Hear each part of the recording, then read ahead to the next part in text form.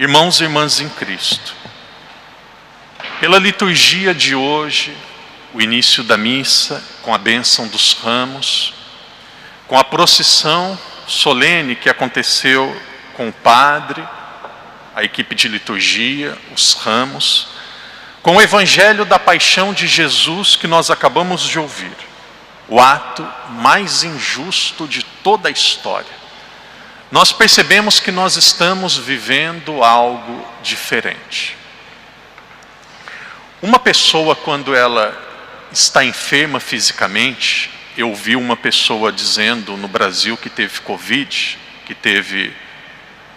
Covid-19, coronavírus, essa pessoa dizia assim: quando nós temos Covid, quando nós temos o vírus, parece que nós vamos perdendo a sensibilidade. E a pessoa dizia: eu me alimento, parece que o alimento não tem gosto. Imagina uma pessoa comendo chocolate, não tem gosto de chocolate. Uma pessoa comendo um prato preferido e não tem gosto de comida. É algo muito triste. Então a pessoa, quando ela vai ficando enferma, ou existem algumas enfermidades que ela perde a sensibilidade do paladar. Na nossa rotina do cotidiano, é muito fácil nós perdermos a nossa sensibilidade espiritual. Perder a sensibilidade espiritual significa tratarmos as coisas santas e vivermos as coisas de Deus como se fosse apenas um compromisso, como se fosse apenas um costume, como se fosse algo comum. Nós precisamos pedir constantemente a graça a Deus, para nós não termos essa insensibilidade, essa paralisia espiritual, de vivermos as coisas mais santas, mais profundas da nossa vida, sem sermos tocados por ela. Aproximadamente 2000 anos atrás, aconteceu uma grande notícia. Deus decidiu se fazer homem.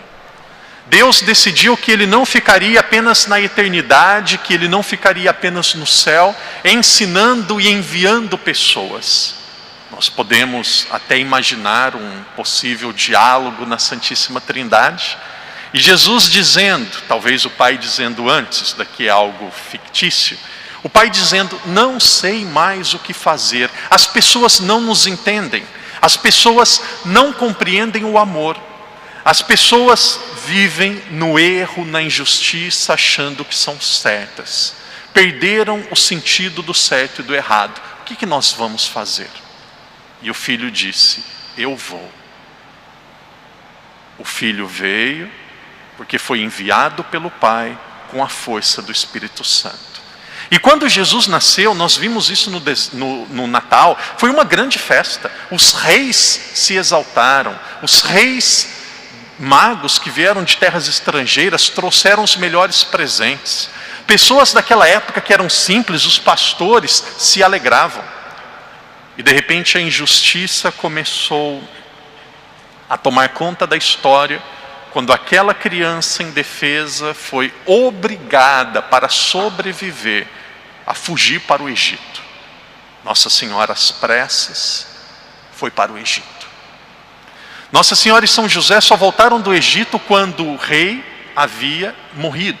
E veja, o rei Herodes, ele tinha pedido para que todas as crianças com menos de 3 anos de idade fossem mortas. Ali foi 3 anos, não é uma geração, mas ali tem uma faixa etária que foi praticamente perdida. E a história continua. Jesus cresceu como se fosse alguém comum, uma pessoa que de fato era simples, passou despercebida dos olhos de todos. Depois, com 30 anos, ele começou a vida pública. Realizou milagres, visitou os doentes, pregou a boa nova, perdoou os pecadores. Jesus passou nesta terra fazendo o bem. Esta talvez seja uma das definições mais claras e mais verdadeiras de Jesus. Jesus foi aquele que na terra passou fazendo o bem. Nós aqui, a melhor pessoa que se encontra nesta assembleia, por melhor que ela seja, nós em alguns momentos da nossa vida, nós fazemos o bem. Ninguém faz o bem sempre. Por isso que nós temos a confissão, para nós retomarmos a nossa caminhada. Jesus passou fazendo o bem. Como que a humanidade pagou Jesus? O começo da Semana Santa, podemos dizer assim, a forma que a humanidade retribuiu, foi algo justo.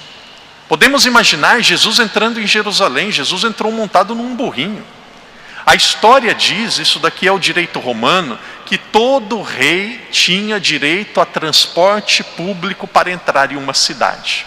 Então nós vemos nos filmes, nós conhecemos na história, quando um rei entra em uma cidade, tem a carruagem, tem os grandes tronos que carregam os reis. E Jesus também era rei, e sendo rei ele tinha direito a transporte público. Qual foi o transporte que ele utilizou?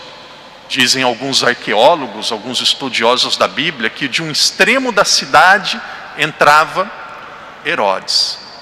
Do outro extremo entrava Jesus, um na carruagem mais pomposa de todas, e Jesus num burrinho. Jesus entrou montado num burrinho porque ele era rei. Jesus entrou montado num burrinho porque ele era um rei diferente. E aí a história continua. Aqueles que puderem, façam esse esforço, tentem participar da missa durante a semana, tentem ler o Evangelho durante a semana. E aí a história continua. Na segunda-feira, Jesus praticamente descansa. Depois de ser aclamado, depois de ser saudado, depois de ser praticamente tratado como rei, na segunda-feira Jesus, quanto mais nós meditamos sobre Jesus, mais nós nos encantamos. Imagina, ser tratado como rei, todo mundo levantando os ramos, todo mundo querendo venerar Jesus, todo mundo querendo ficar com ele. O que ele fez no dia seguinte? Ele foi para Betânia. As cidades naquela época, elas eram cercadas por muralha, por dois motivos, um político e um religioso. O motivo político devido às guerras, para as cidades serem protegidas. O motivo religioso, porque se acreditava que alguém, ou acreditava-se, que alguém que estava enfermo era uma pessoa amaldiçoada, que ela deveria ser afastada da sociedade. Então uma pessoa que tinha lepra, uma pessoa que tinha um problema na mão, a mão seca, uma pessoa que tinha qualquer limite físico ou deficiência, como vocês quiserem chamar, essas pessoas eram jogadas para fora do muro. E elas ficavam para fora do muro. O que Jesus faz na segunda-feira? Ele vai para fora das muralhas, ele sai do muro. E ali tinha tanta gente que havia se formado uma cidade. Essa cidade se chamava Betânia. E tinha uma pessoa que era doente, senão não estava lá, e era também pobre, conhecido como Lázaro. Jesus deu vida a Lázaro. Lázaro tinha morrido, Jesus deu vida a ele. Era um grande amigo de Jesus. E nessa casa tinha uma mulher chamada Maria. E Jesus foi jantar com eles. Quando Jesus estava jantando, nós vamos ouvir isso amanhã no Evangelho, aquela mulher, ela tinha guardado por muitos anos um vaso com um perfume chamado nardo, um perfume puro. E aquele perfume tinha o valor de 300 denários. 300 denários naquela época era o pagamento, era o salário de 300 funcionários. Era muito dinheiro, ainda mais de um lugar que estavam pessoas enfermas, ainda mais de um lugar de pessoas pobres. Quando aquela mulher viu Jesus, ela quebrou aquele vaso e derramou todo o perfume na cabeça de Jesus. Na época de Jesus, recebia perfume e óleo na cabeça o rei, o profeta e o sacerdote. Sem dizer nenhuma palavra, aquela mulher estava dizendo que Jesus era rei.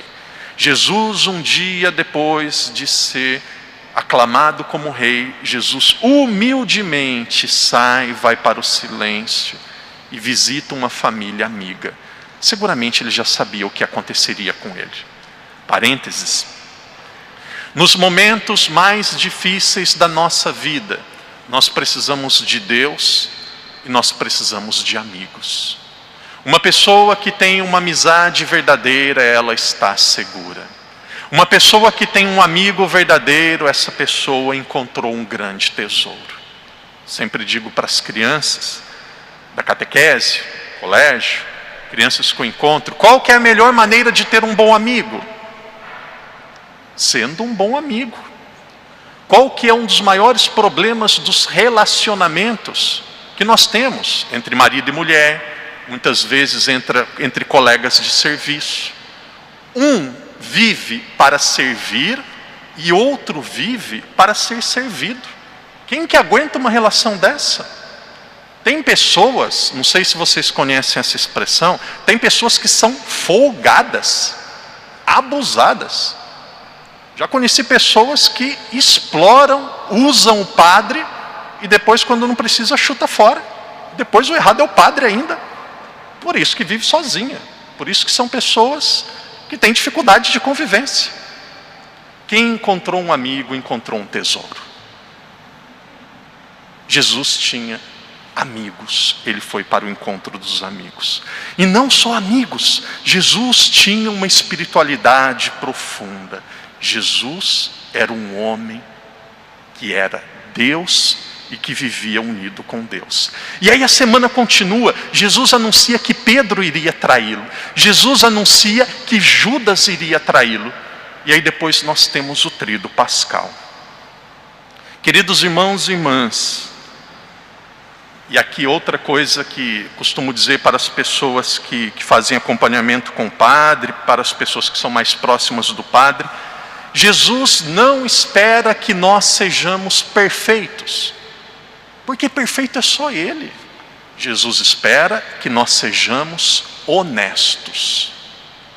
Não precisa ser perfeito, precisa ser honesto. A Semana Santa é um momento que nós temos para entrarmos dentro de nós.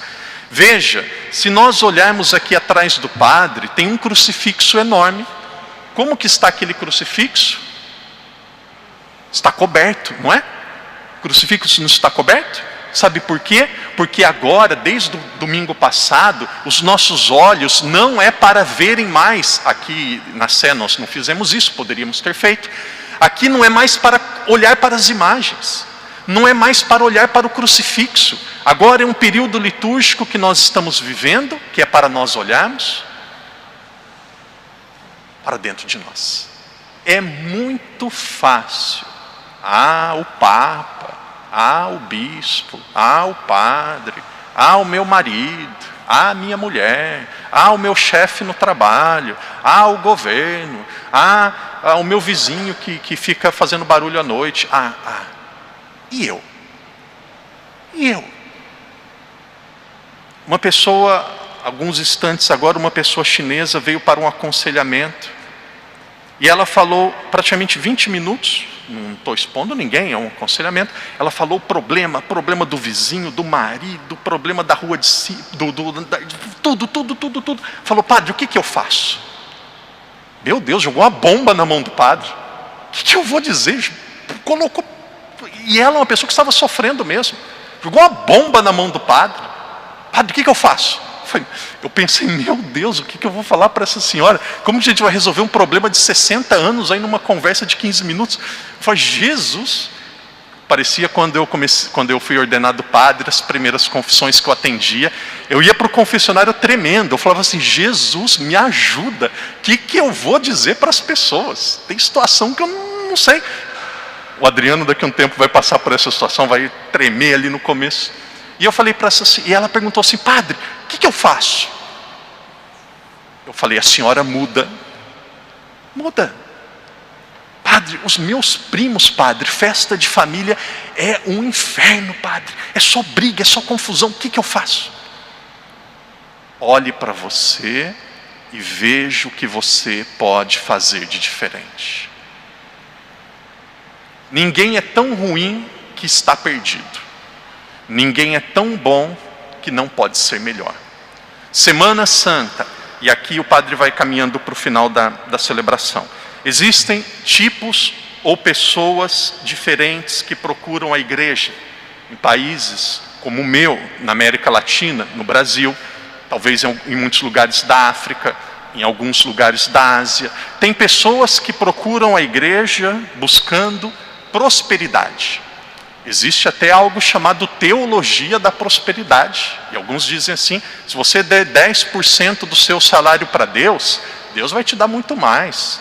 E aí as pessoas vão, porque estão no desespero, e espera riqueza. Então tem gente que vem para a igreja buscando bens materiais, que talvez seja muito raro.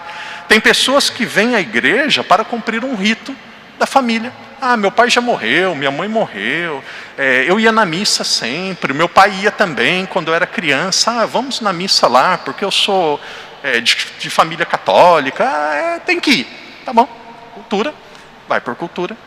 Outros vão, talvez, e aqui entra mais algumas crianças, medo de Deus. Medo. Ah, se eu não for Deus castiga, se eu não for Deus fica zangado. Por que nós vamos à igreja? E aqui entra o motivo verdadeiro. Nós vamos na igreja para nós nos convertermos.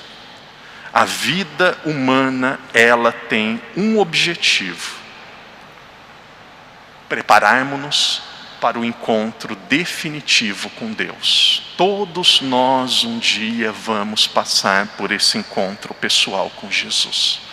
Por isso, querido irmão, querida irmã, essa é uma semana diferente. Não importa quem está aqui na frente agora falando com vocês. Vocês precisam ouvir como se fosse a voz do próprio Deus. Deus dizendo: eu quero que você seja mais próximo de mim. Eu quero que você seja uma pessoa melhor. E aqui algo que é muito importante, muitas vezes nós não refletimos, é Jesus dizendo: eu quero cuidar de você. Muitas vezes as pessoas estão cansadas. Muitas vezes nós carregamos fardos pesadíssimos nas nossas costas. Converse com Jesus e diga assim: Jesus, me dê sabedoria, me dê força para viver essa situação. Vejo aqui muitos pais. Fico muito feliz quando eu vejo pai, mãe, as crianças na igreja. Pai, tem que dizer assim a Deus: Jesus, me ajuda a ter sabedoria para educar os meus filhos. Ninguém tem 2, 3 pais.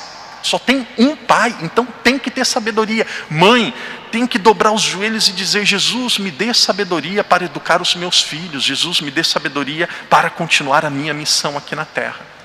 E todos nós, nesta semana, nós vamos pedir essa graça dizendo assim a Jesus: Jesus, me ajude, que eu não esteja entre aquelas pessoas que eram indiferentes àquilo que estava acontecendo, nem entre aquelas pessoas que disseram Barrabás. Jesus, me ajude a caminhar consigo até a cruz, me ajude a estar do seu lado, a estar do lado da verdade.